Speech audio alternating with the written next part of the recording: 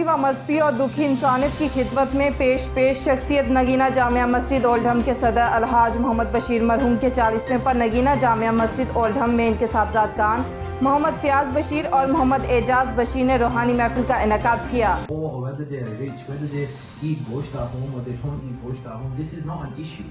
These are just separate points that people raise. The key element is this: feeding and doing the khidmah of the khalq of Allah. जिसमें करीबी रफ़का, दोस्त, अहबाब और रिश्तेदारों ने शिरकत की। मुमताज़ जायद आलमदीन मौलाना कारी खादिम हुसैन चिश्ती ने अलहाज मोहम्मद बशीर की दीनी व इंसानियत की फलाह बहबूद के लिए खिदमात को शानदार अल्फाज में बयान किया और इन्हें नौजवानों के लिए मशवरा करार दिया। दर्जात की बुलंदी के लिए खुसूसी दुआ की। मौलाना फैसल यकूब ने नौजवान नस्ल को खत्म शरीफ की इफादत व अहमियत को कुरान और हदीस की रोशनी में बयान किया, जिसने हाज़रीन मजलिस के ईमान को ताजगी बख्शी। इदारा नूरुल इस्लाम फैसलाबाद पाकिस्तान की जानिब से अलहाज मोहम्मद बशीर के एहसार सवाब के लिए 70 कुरान पाक और दीगर सूरतें पढ़कर एहसार सवाब भेजा गया।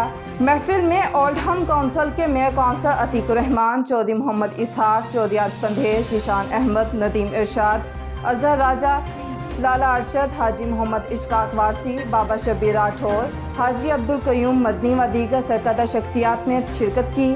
दुआए तकरीब के बाद हाज़रीन की तवाज़ा लंगर तकसीम करके की गई।